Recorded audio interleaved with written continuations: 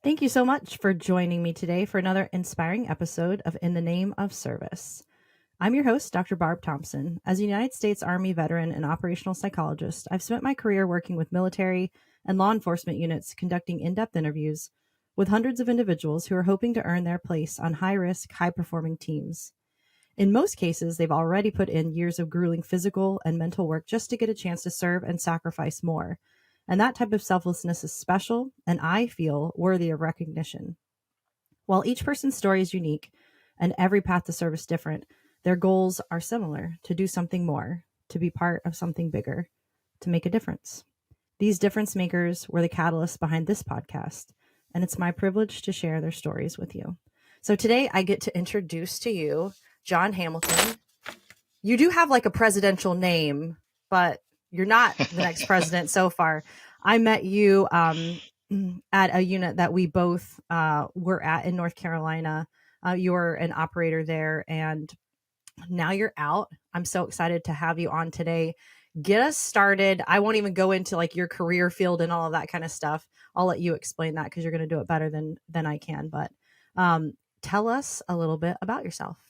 Absolutely, Barb. Thank you for having me. I really appreciate it. Yeah, so my name's John Hamilton. I grew up in South Florida, bounced back and forth with my parents basically my whole life. I was a dual sport letterman in high school. I wrestled and played football.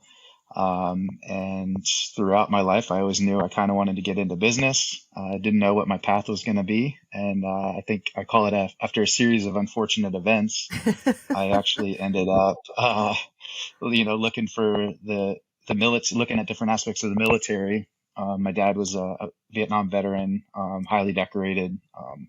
So I felt like I had to fill those shoes before I could go off into the world. And 13 years later, I was loving what I was doing. And now I'm a business owner. I'm out, happy, healthy, 2 kids, beautiful wife and family. What did your dad do? So he was, at the time, they called it a Luminator operator on the Spectre gunships. I think he hung out the back of the aircraft while they were taking fire and basically told the pilots to brake left or brake right to Wow. avoid being hit by by gunfire. So it was pretty crazy. I think he's got 4 distinguished flying crosses, 9 air medals. Pretty big shoes to fill. Yeah. I'm already learning about you, John, because I didn't know that you had like this early desire to be in business. Yeah, it was just always something, I always felt like it was something I would enjoy. And honestly, like I think it was best the way I approached it with going into the military, because getting out, I was able to implement so many different aspects of the military, from organizational structures and roles and responsibilities into my business, which I think I never would have really learned, being if I had not had that experience. So Yeah. it's really helped. What do you think it was about your upbringing? You mentioned the influence of your dad, but what are a few experiences you think that shaped you into that type of person that could really go after something? Because you didn't just join the military, John. Like you went all the way to the tippity top. You know what I mean? So that Yeah. requires quite a bit of work and character that's not typically present in the average individual. So Yeah, so it's hard for me to kind of articulate really, my path, because I think as a young individual, I didn't have the faith in myself to think that I yeah. would ever get to that level. My dad was, he fought Muay Thai, he did a lot of things. So I kind of had that rough and tough background and upbringing. And I always felt like, I had to kind of prove something to my dad. He was a doctor, highly decorated veteran. And so for me, it was after college, I was really just bouncing around, bartending, doing all these pointless jobs with no aim or direction. I did go to fire school, thought I wanted to be a firefighter, and it was 2007 or 8 at the time, and there's nowhere to go because there's a big hiring freeze. And so I started looking around at different branches of the military. I looked at the Army first. I looked at the Navy, the Coast Guard, and as I learned more and more, I just knew I wanted to do something with helicopters and medicine. After talking to the Army recruiter, my dad basically told me, he's like, I don't think that's the place for you. I wanted to be a 68 whiskey, exactly what I wanted, right? Helicopters and medicine. Right. So then that went over to the Navy. I was looking into being like a rescue swimmer with them, and then I thought the Coast Guard would be good. Checked out them, and for whatever reason, I think I was in debt from college or something, and it was really hard to get in 2009. And they, I remember the recruiter for the Coast Guard basically told me like, you're beat. Like, sorry, we can't do anything with you because you're $20,000 in debt, like 20 years old or 21 years old, whatever. Um, so I was like, oh my gosh, my life's ruined. What am I gonna do? Last resort. Uh, I never knew what a pararescueman was, never knew what a PJ was. I just walked into the Air Force recruitment office and I saw a poster on the wall, a guy on the beach holding his fins, a helicopter in the background, like, everything blacked out. And I was like, that looks cool. I want to do that. And yeah, off I went. And after a couple hours of research, after I, told the recruiter that's what I wanted to do, I was like, man, what did I just get myself into? Let me just go ahead and do the So, hardest thing you have. Thank you. Yeah. Could you already swim? yep, no clue.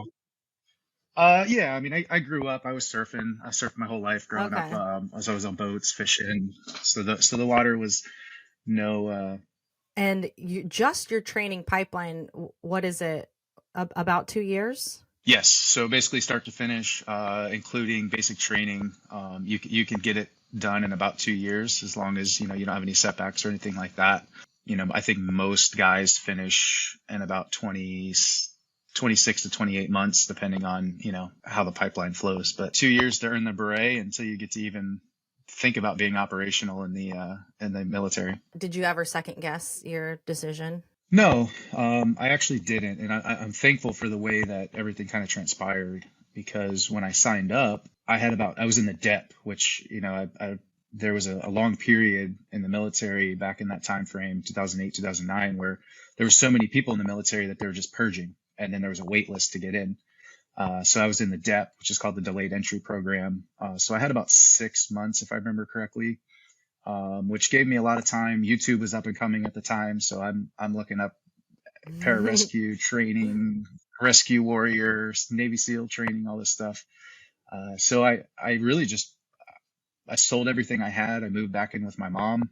I was bouncing at night, bartending kind of off and on, just to keep myself afloat. And every day from basically 7 a.m. to 4 p.m., I just trained Monday through Friday.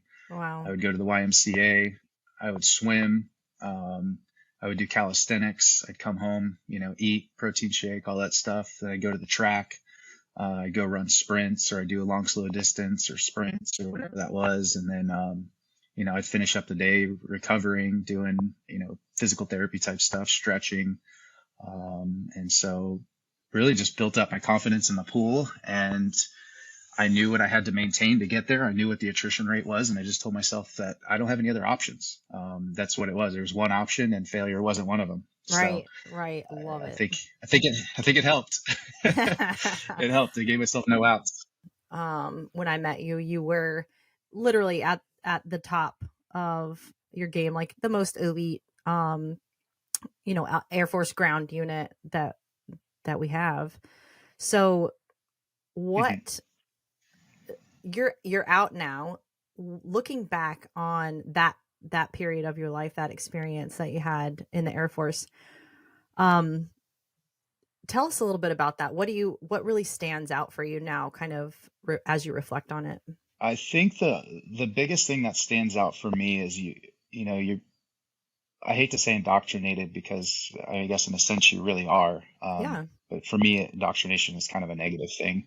But you're around high quality individuals, driven individuals. And for me, that just challenged me every day. Every day I felt like I was going to work, and it was game day. I had to perform. I had to be on time. I had to do the right things. I had to be there. And when it come to missing shots or, messing up a rope scenario, like I couldn't do it, because if not, I was going to get knocked off the board for my next rotation.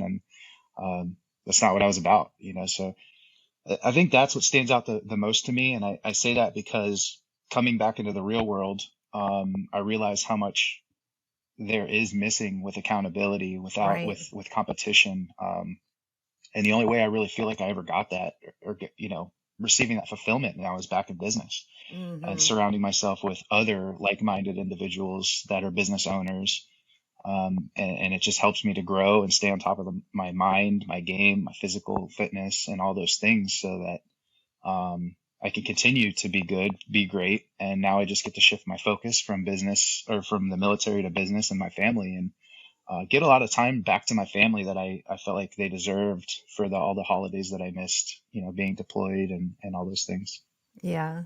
What stands out as being most rewarding from, just like, is there an experience or a life lesson you feel like has been, a great reward from the service that you completed? I think I have a little bit of what they call operator syndrome.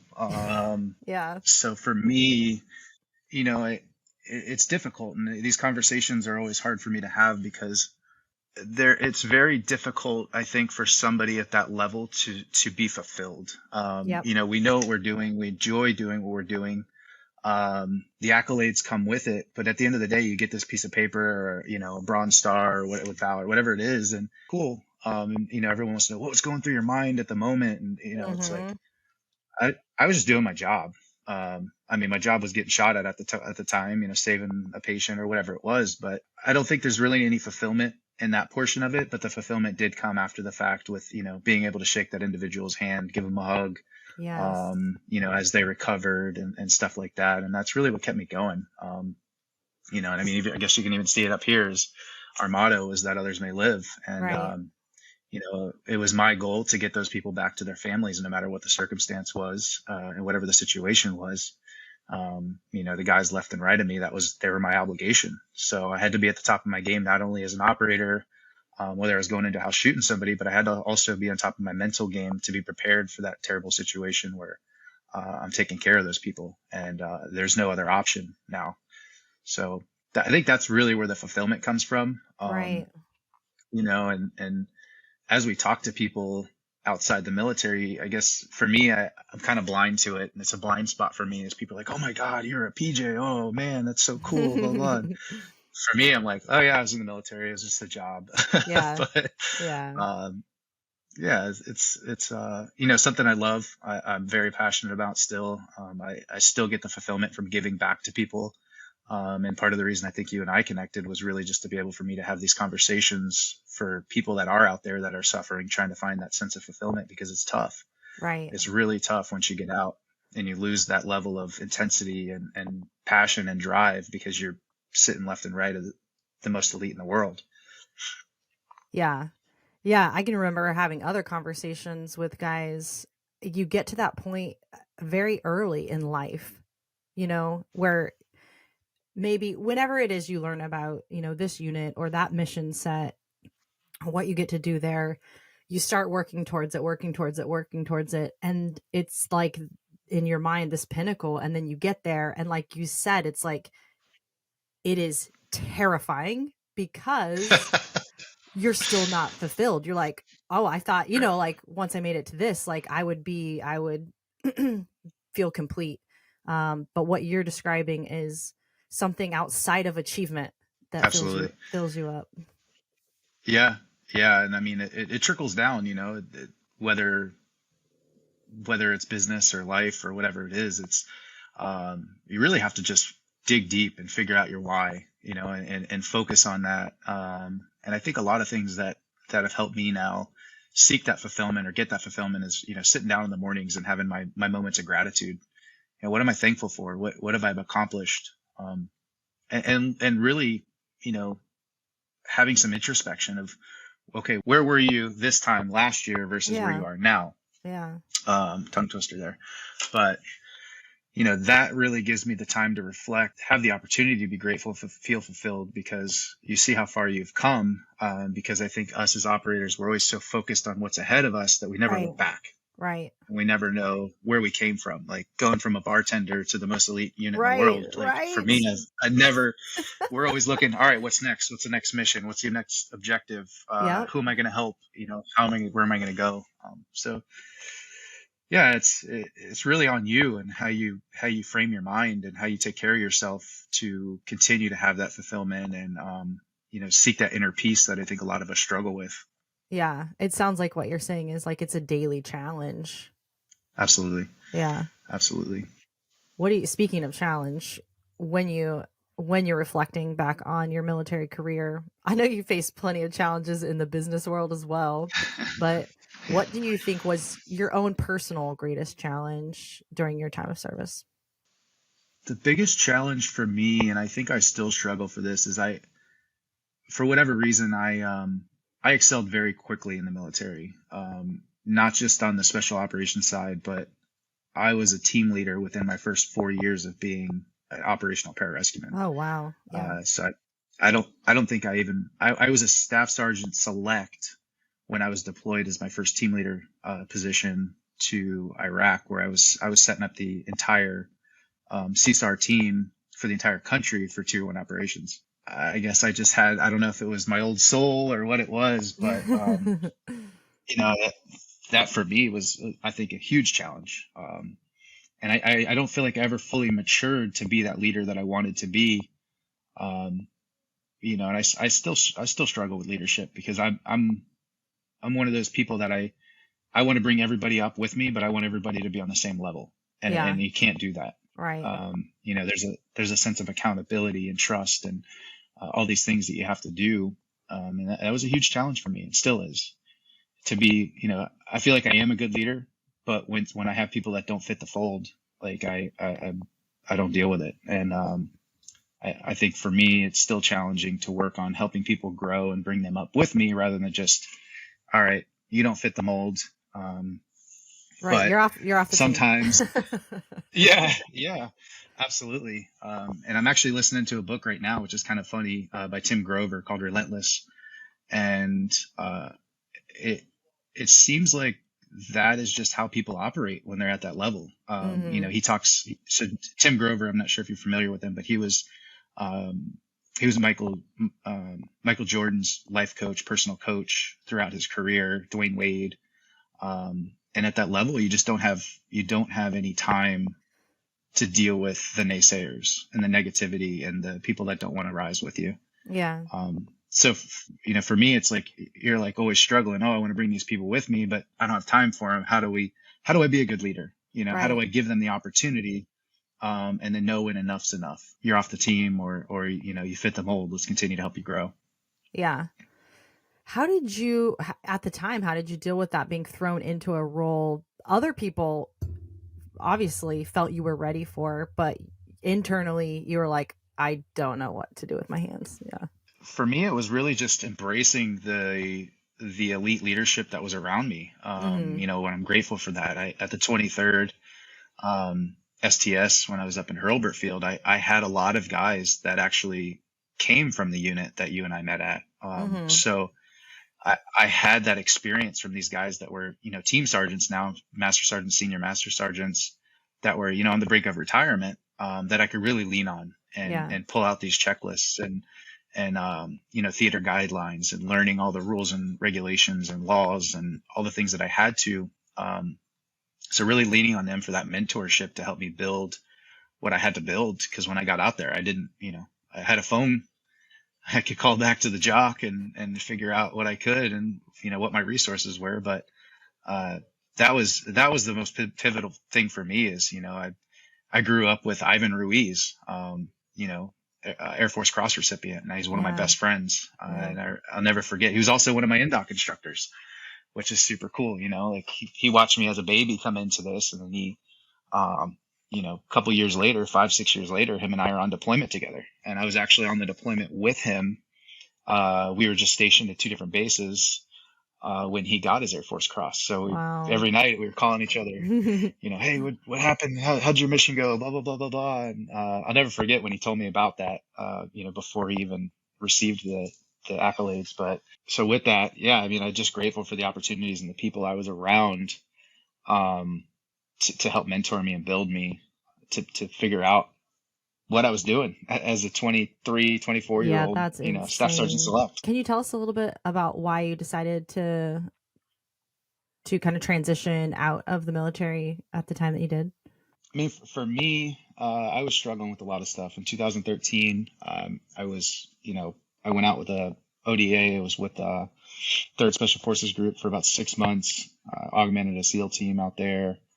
We had it was a very, very dynamic deployment. A lot of explosions, a lot of death, a lot of destruction, and I was struggling. I had 3 herniated discs in my back, L345 and S1.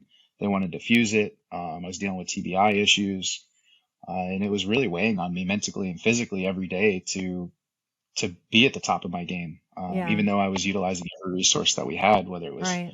from psych to dietitian to our strength coaches to our physical therapists, I had to lean on them every day to get me through the next practice, right? Uh, and I found myself towards the end. I was attached to one of the teams, and I'll never forget.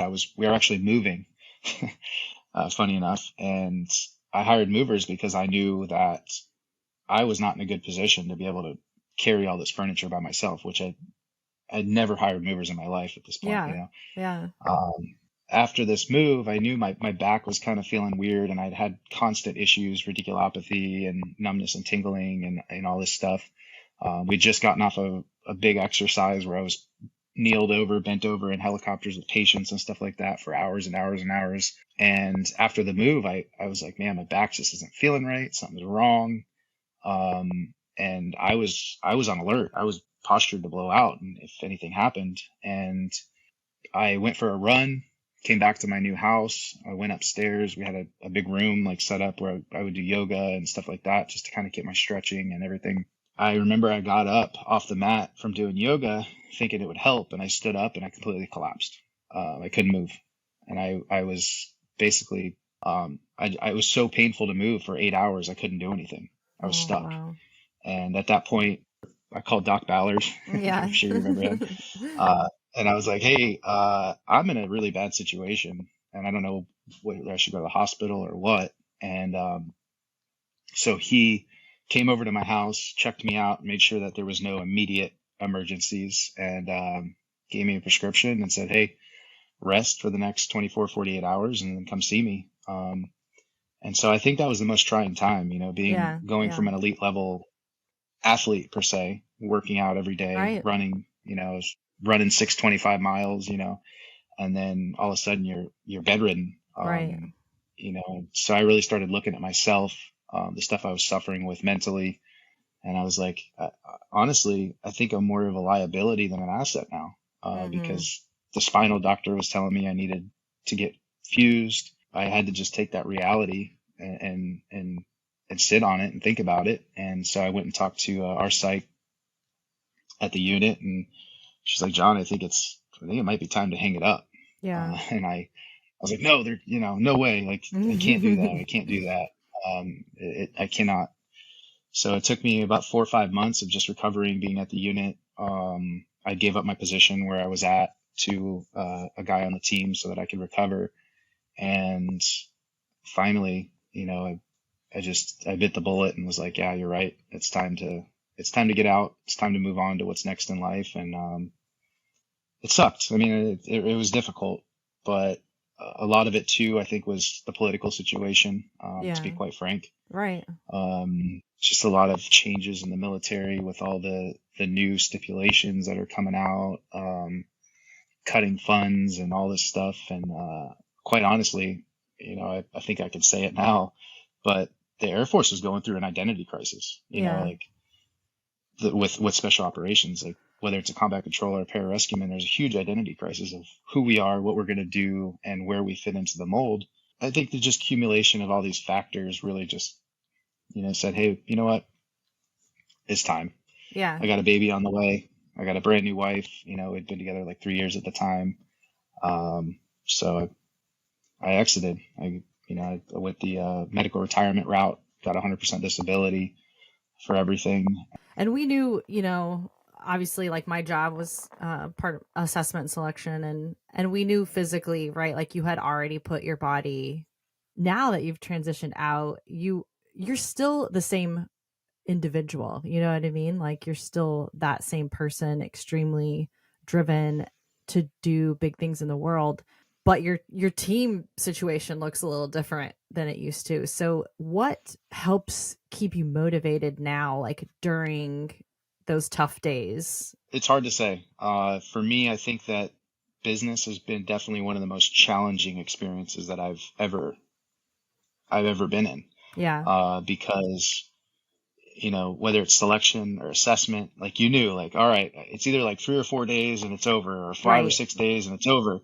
This, it's like every day is the grind, and every Right. day, it's 3 years now. I'm in, and there's days that you're just like, dude, I'm so fed up with this. I'm so Right. fed up with whether it's the economy, the financial situation, second guessing yourself whether the business is going to sink or swim. And it's tough. It's very tough. But again, I think I just have that no fail mindset. I can't let this fail. I won't let it fail. We're going to do everything in our power to get it to where I want it. And when I get it there, I'm going to start backing myself out and let the business run itself. So we're getting closer and closer. And it really just comes down to putting yourself around individuals that are of your caliber and that can run the business with you, so that you can work on the business, not in the business. Gives people that cutting edge of strategic growth is you have to work on the business, and I see guys in this industry specifically, like they're in the grind day to day. They're on the trucks, or they're doing this, they're doing that. It's like you got to hire and train, and you got to move out to the next position to figure out what you have to do to fulfill that path. Yeah. And truly being in a CEO position, because a lot of people own businesses, they call themselves a CEO, but they're the ones. And Robert Kiyosaki actually has a book on it. It's like the 4 quadrants. I forget exactly the name of the book, but the question in business is, if you die today, will your business run? If you don't have that, then you have a job. You don't have a business. Yeah. And that's the mindset that you put yourself in. All right, this is no fail, and this is what it was before. It's what it is now, and next, just keep going. Yeah. Yeah. So it seems like a lot of pressure for sure, but also like you learn to take risk in your previous career. I think that's also, it seems like that's an Mhm. advantage to you because just having that experience of like keeping the faith through the process, like if you continue to just show up and keep that big picture in mind and deal with Mhm. the the suck, as they say, then Yeah. eventually, right, it's going to build. Yeah, Well, it's like they say, like, if you can't always see the destination, but if you put one foot in front of the other, one day you're going to end up at yeah, the end. right. So, Begun to share some of your personal experiences, good and bad, kind of with a broader audience online, I would say. What what was the catalyst like internally for you to, cuz that puts you in a really vulnerable position, it really opens up your private life and some of kind of the internal workings of John. So that can be a little scary. Anyway, what led you to do that? I think as a culmination of things, one, I wanted to help others. That's the biggest thing, and I had people reaching out to me, that were struggling and thanking me for sharing. Like, life's not rainbows and unicorns and balloons. It's like, Right. as business owners, we all struggle, and everyone wants to show the pictures of the fam and glam, but they don't want to show the pictures of the struggles, and what it's like to actually be in the trenches. And I was willing to do that. I just thought it was a different angle. I think it's something that we all could relate to, because a lot of times I really felt like I was the only one struggling, because of all my buddies, all these pictures of how successful they are, and their Right. Ferraris. And but at the end of the day, when you pick up the phone and you have these conversations, you're like, dude, I'm dealing with the same shit. Yeah. And so I thought it was a cool spin, like, I'm a super transparent person. Probably it's too transparent sometimes. And now I've learned to kind of be more transparent about my feelings, just so I can be a better person, better husband. And yeah, so it's helped, and I get that sense of fulfillment now, because people reach out to me and they confide in me for certain things, Yeah. whether it's guidance or just to get them through the day. That's a sense of fulfillment I was seeking, and I was Right. rewarded by Right. offering that insight. What do you Yeah. think? in regards to you said it earlier, like you guys are out there, you're really putting yourself in a position to do incredible things and very scary things, very very complex things as well, in the face of danger. Yes, it is the job that you signed up for. Even people that sign up for it don't necessarily do it well, but all of you guys where we came from, you did. And then you mentioned kind of like the death and destruction and difficulties, the things that you saw in those experiences.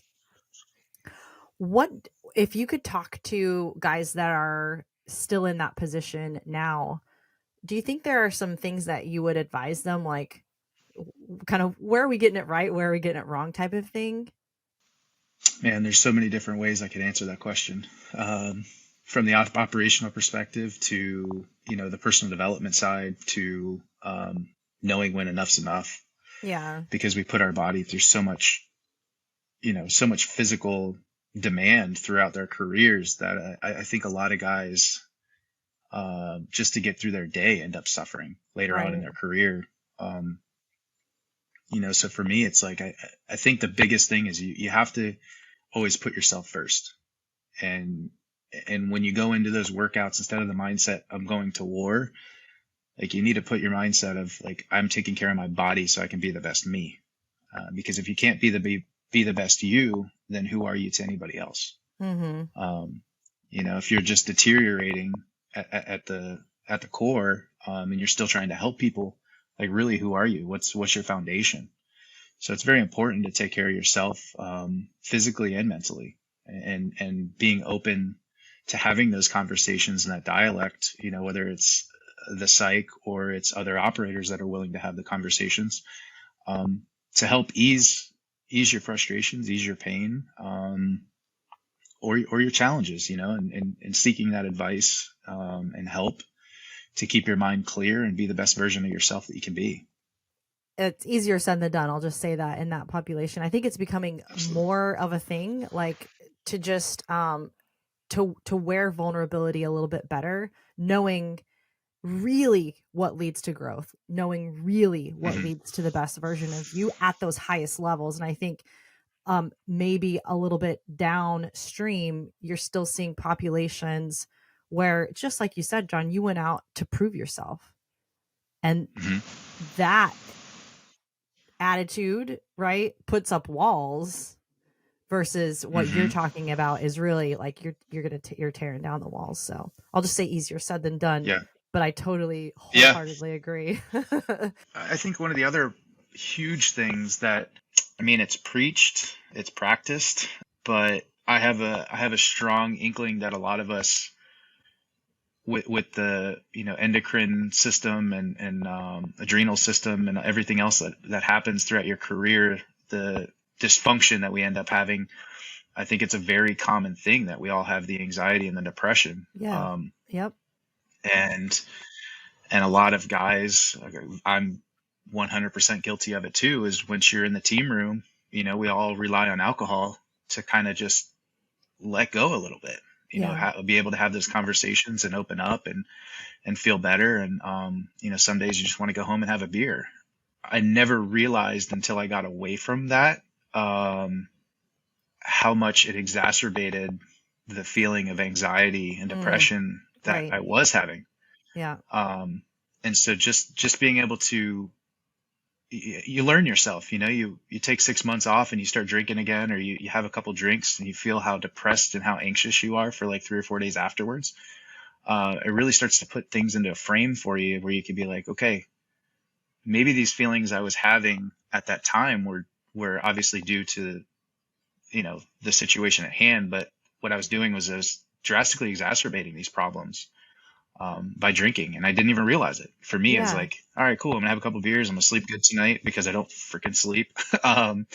And I'm gonna wake up good to go. But um, yeah, it's huge. I think that's one of the biggest things that has changed my life. And I mean, to be completely transparent here.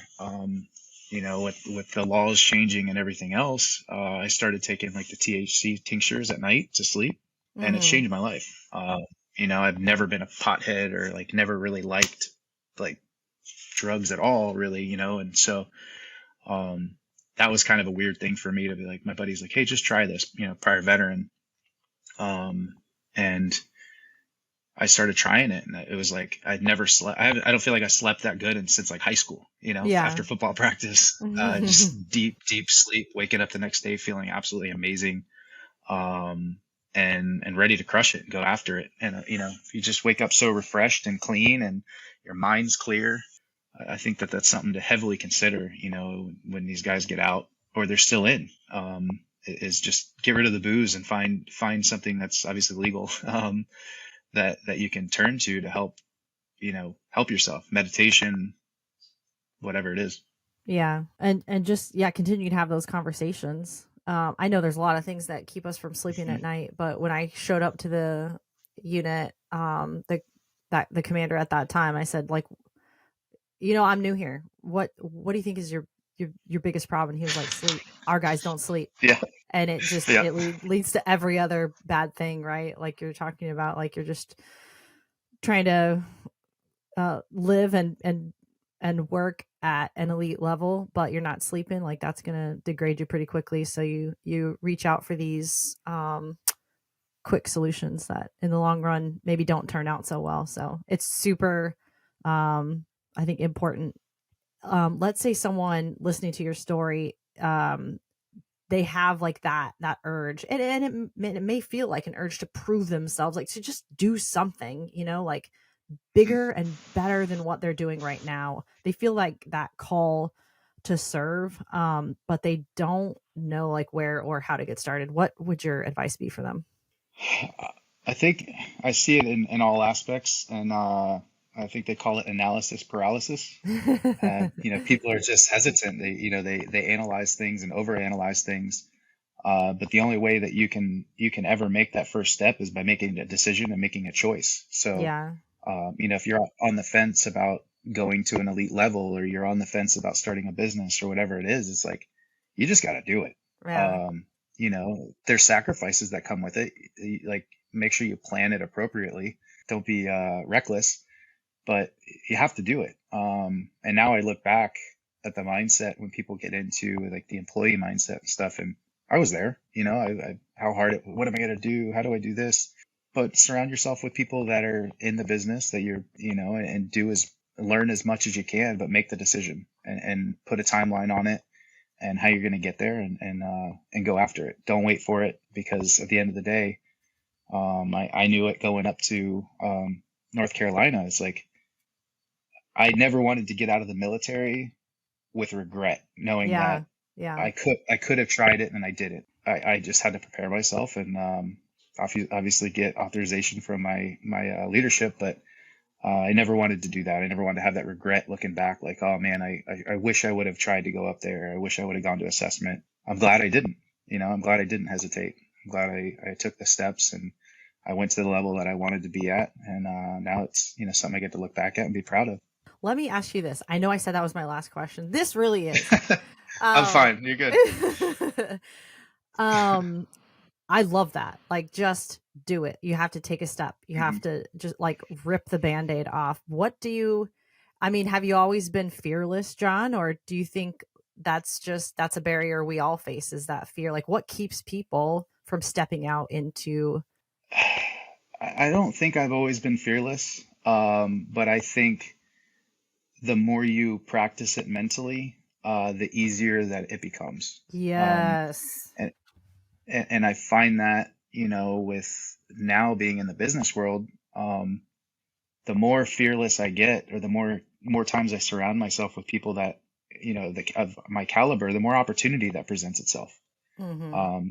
It's like getting out of the military. I was in the real estate industry, moved from residential to commercial. And then from commercial, I got into moving, which, now I own the company. And, so every path leads to something bigger and better ultimately. And now I'm in the middle of developing a learning management system for the entire moving industry, which we're going to be selling internationally across the world. It's just these little steps that you take that present opportunity to yourself that you never thought was going to be possible. You know, you don't Never just wake thought up and it. say, "Oh, Yes. Right. I'm going to start the biggest software company in the world." No, you know, but taking those small steps leads you to the next thing, leads you to the next thing, and next thing you know, you're 45 years old and you're like, "Holy crap!" Just have faith, do the right things, plan accordingly, and grow. And if you don't, I see the employee mindset as like a cyclical thing. Like you Mm-hmm. get up, you do the same thing, and you're just in this cycle. You know, you make the same money, you do the same things, you have the same patterns every single day, and it's like a hamster wheel. Yeah. If you want to grow in life and in business, because I mean, ultimately, I think after fulfillment, you know, the other thing people seek is money. You have to put yourself out there. You have to be vulnerable. You have to be the person taking the hit when times aren't right. You know, Right. it's great sacrifice, great reward. Thank you so much for your service, all you've done. I know we didn't get in it. I just want to thank you for raising your hand and then continue to do that for other people, you know, outside of being vulnerable on this podcast, but, you know, taking the calls from your buddies. I think sometimes it's that stuff that no one ever knows about, you know, that is makes the greatest impact. But anyway, thank you for your time today. Thank you for your service. Absolutely, Barb, and thank you so much. If you guys ever want to get a hold of me, I'm on Instagram. My personal is at invested in real estate. And then my company is Brooks Moving and Hauling. You guys can always reach out to me. I'm available. I've been on multiple podcasts, SoCom Athlete, a lot of other things. So I'm out there. If you want to Google it, there's a lot of ways to get a hold of me. So Thank open to you. chatting with That's anybody I can awesome. help. Yeah, and we'll put those in the show notes too, so that people can go and check out these other conversations that you've had and how to get a hold of you directly. Absolutely, Barb. Thank you so much. I Thank appreciate it. you.